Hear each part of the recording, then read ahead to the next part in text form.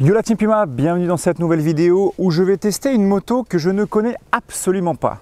Nous sommes avec la nouvelle Brixton 500 Crossfire qui m'a été gentiment prêtée par Full Bike au Sables d'Olonne. Je mets en description de toute façon les informations du magasin. On a vraiment une équipe au top, une équipe super cool. Si jamais vous voulez faire réparer votre bécane, l'entretenir ou même si jamais finalement cette Brixton là vous plaît, et ben allez les voir, ils seront ravis de vous recevoir. Et franchement, une équipe. Franchement, savoir qu'il y a ce genre d'équipe-là au Sables d'Olonne, ça fait vraiment plaisir. Alors, prenons place sur cette Brixton. On va faire instantanément un petit départ là.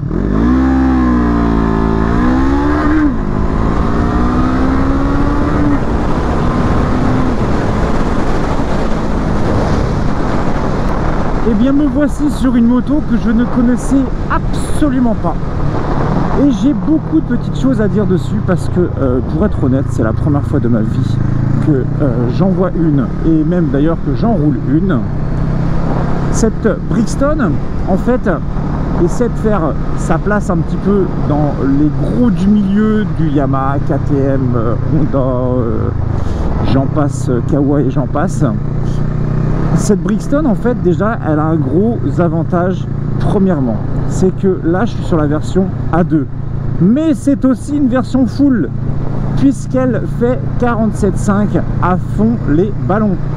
Donc l'avantage c'est que niveau poignée vous avez toute l'ouverture des gaz, le moteur est fait pour développer 47,5 et d'ailleurs ce moteur là, pour les personnes qui auront un petit peu l'œil, vous allez remarquer qu'on est sur un moteur du CB500 qui a été un petit peu remanié par Brixton. Il y a eu des petits changements visuels, etc. Tout ça.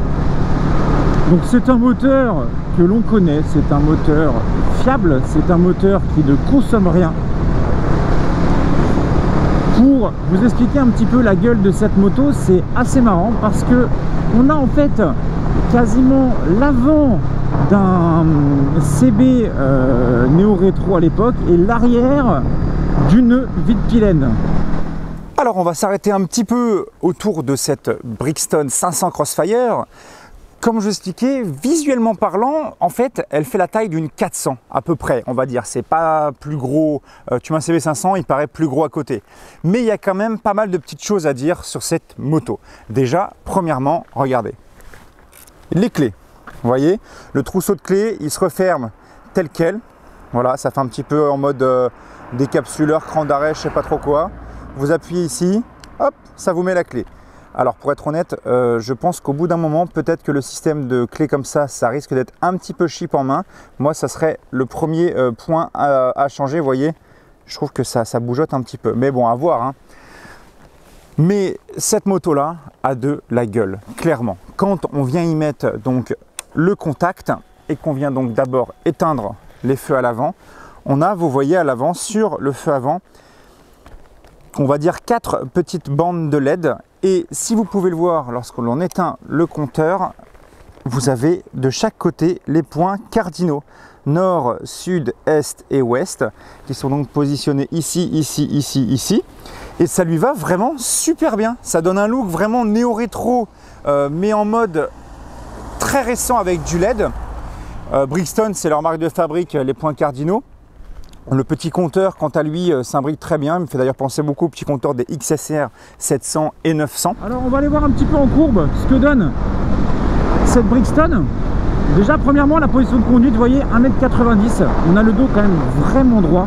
On a une position ultra sympa, pas chiante à rouler. Assez étonnant aussi, quand on fait monter la moto dans les tours, on n'a pas une impression de grosses vibrations dans les cale-pieds au niveau des fesses ou au niveau du guidon. Le guidon, quant à lui, est assez large. Et ce que je remarque déjà, c'est qu'on a surtout des suspensions avant et arrière très dures. On ressent absolument tout, les irrégularités de la route, et les suspensions par contre sont réglables. Donc là, peut-être que d'origine c'est réglé un peu dur. Mais c'est marrant parce qu'elle a le gabarit quasiment, si vous voyez d'ailleurs, cette moto-là a été designée par des anciens de Husqvarna. Et en gros, quand on voit le look et la taille de ce type de moto-là, on est sur à peu près comme une 408 Pilène.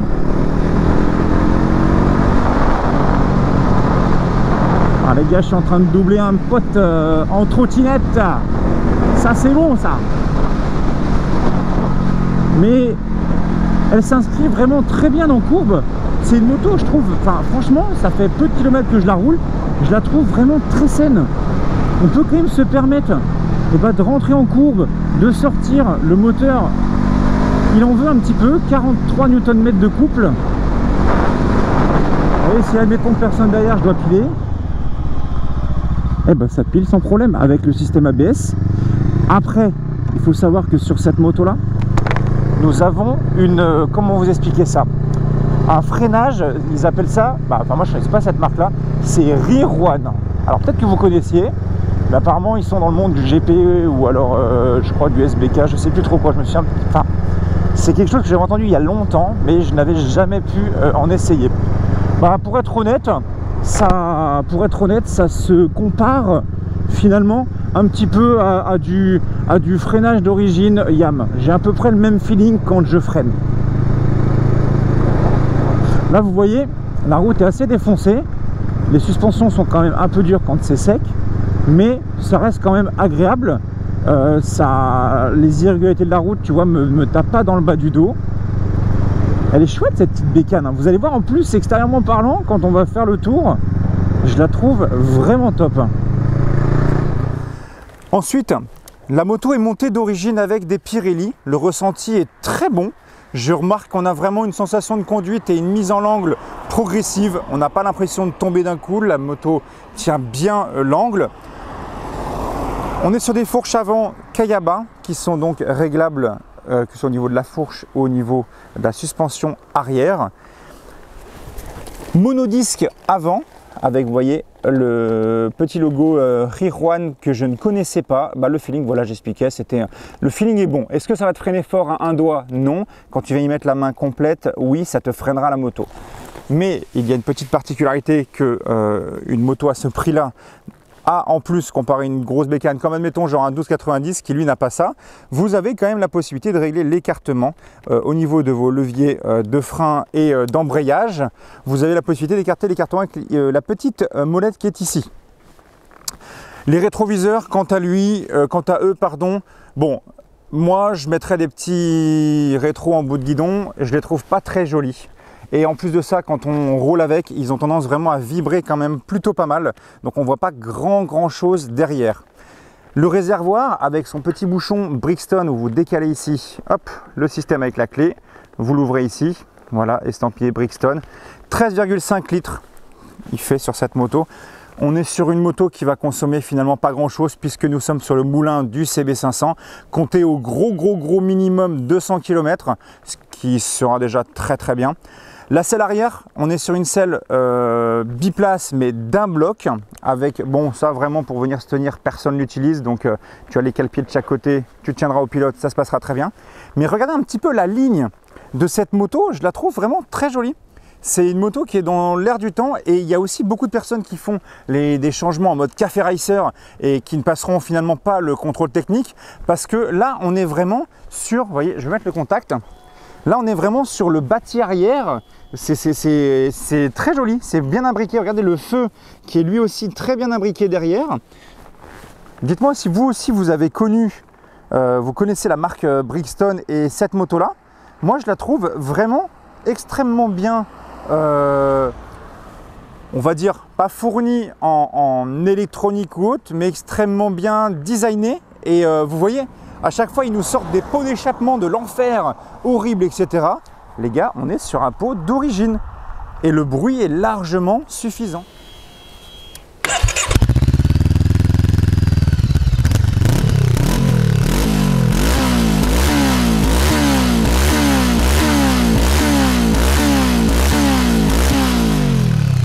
Je le trouve très joli. Et là où ça rajoute aussi un petit détail comparé à d'autres motos dans le même style, on a quand même des jantes à rayons. ce qui lui donne quand même un petit charme assez sympathique. Pareil, au niveau des clignotants, on est sur des clignotants, je vais vous mettre les warnings directement parce que cette moto-là en possède alors que comment dire, ma Street n'en possède absolument pas. Vous avez, voyez, hop, petit clignotant ici à LED. Quand on vient se mettre derrière, pareil, au niveau d'ici, les petits clignots à LED. Vous voyez, ça fait plaisir. Donc, moi, cette moto, franchement, j'en suis content dans le sens où je ne savais pas vraiment quoi penser de cette bécane.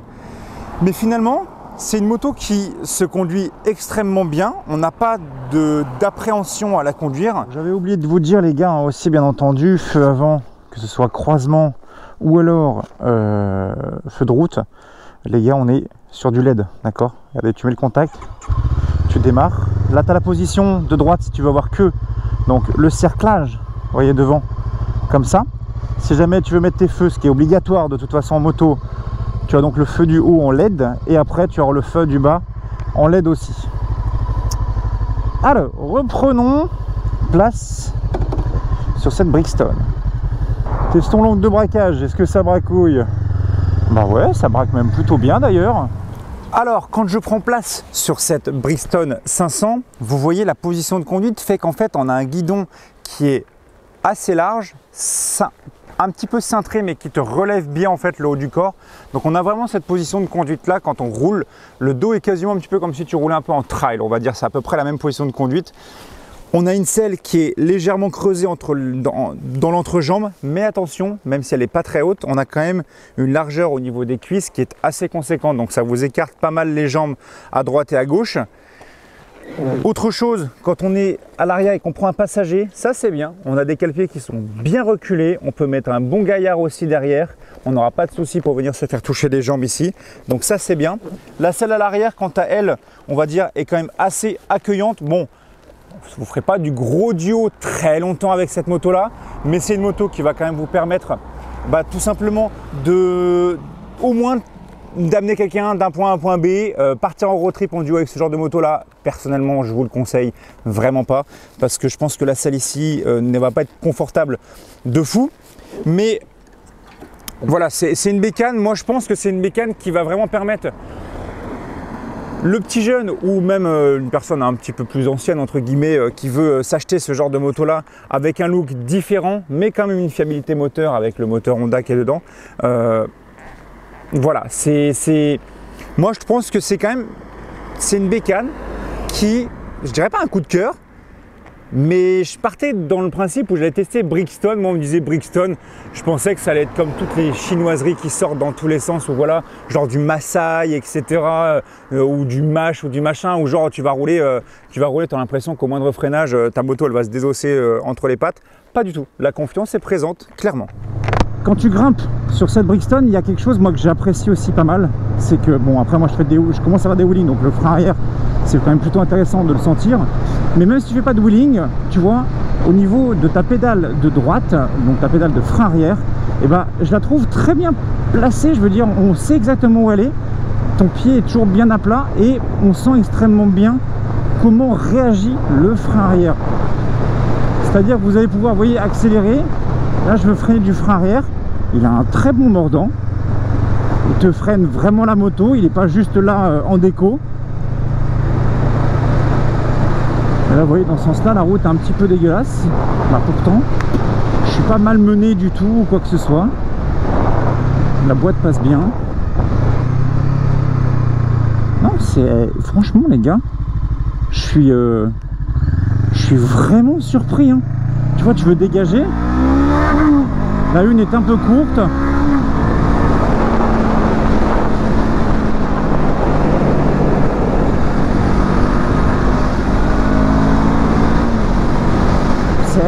Franchement les gars, pour 47,5, j'ai pas du tout l'impression de rouler avec une bécane qui soit bridée ou quoi que ce soit hein.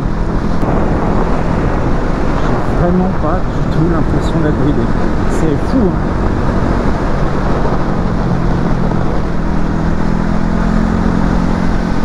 Vous voyez là-bas dans le petit enchaînement de virage, il est quasiment 190 kg de cette 500. Ça mène mais extrêmement bien. Je je me sens en confiance. Et bah tiens, je ne vous ai même pas parlé de ça aussi, je suis en train d'y penser. Là ici, on a les petites protections Carter avec le X, voilà, du logo Brixton. Pareil, au niveau d'ici, vous avez la protection, entre guillemets, pour cacher un petit peu le kata de la moto.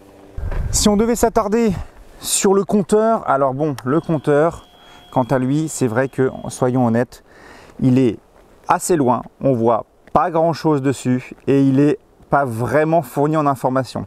C'est-à-dire que vous allez avoir votre jauge à température en bas à gauche, votre jauge à essence sur la droite, le contour en haut, la vitesse et l'indicateur de rapport engagé. Vous n'avez pas de bouton au niveau du commodo de gauche ou de droite pour faire les informations. C'est-à-dire qu'il faut plonger son doigt devant au niveau du petit bouton sur le côté pour faire défiler quoi? Deux informations, c'est tout. L'odo et le trip 1, c'est tout. Vous n'avez que ces informations-là. Donc le compteur, quant à lui, n'est pas très, on va dire, ils sont pas vraiment énervés pour ce compteur, pour cette moto. Vous avez donc par contre bien deux voyants clignotant gauche et clignotant droit qui sont bien dissociés. Petit voyant plein phare en haut sur la droite. Vous voyez, si on allume là, hop, ça envoie ça nickel. Mais après, c'est vrai que c'est une moto qui ne va pas être vraiment faite pour faire de l'arsouille en mode malade mental. Mais il y a quand même possibilité, je pense, d'aller poser le petit genou qui fait plaisir. Les wheelings, j'en essaierai pas. C'est pas vraiment, on va dire, une moto qui va être faite pour. C'est une moto qui va être vraiment faite pour de la ville. Même vous pouvez même l'utiliser, je pense, en dehors de la ville. Elle n'a aucune protection au niveau du vent, ça vous le voyez bien. Mais c'est une moto qui, je pense, a toutes ses chances face à ce qui se fait à l'heure actuelle en moto. Il y a des petites choses à changer peut-être pour les prochaines versions, mais pour être honnête, moi je kiffe. Et en gros, je sais pas, là tu me dis tu testes une moto en A2 en termes de reprise d'accélération, de sensation, c'est génial. Viens à toi, il me tarde. Très bonne découverte. Alors qu'est-ce que j'aurais pu dire moi un petit peu de mal sur cette moto, parce que là j'en dis du bien, mais il y a pas mal de bien à dire là-dessus. Qu'est-ce que je dirais? Premièrement, ça serait déjà que le compteur soit un petit peu plus gros pour les prochaines versions. On a un peu plus d'informations, genre c'est toujours bien de savoir ta consommation instantanée, toutes ces petites choses là. Ce qui aurait aussi été cool, c'est de mettre des rétros autres que ceux-là, d'origine on va dire. Après, je pense que la selle, au bout d'un moment, risque de te faire un petit peu mal aux fesses. Et la problématique, c'est que changer de selle, mis à part aller voir un sellier, c'est compliqué. Surtout qu'en plus, là, on a une selle assez effilée. Donc, forcément, si jamais tu dois la changer ou l'épaissir ou autre, ça va casser la ligne de la moto.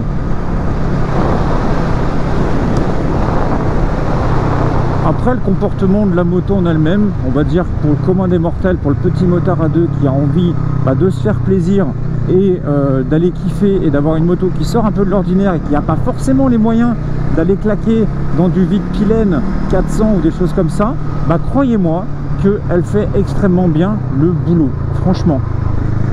Elle se manie super bien, les changements d'angle sont rapides, on n'a pas l'impression d'avoir un châssis hasardeux, tu vois ce que je veux dire?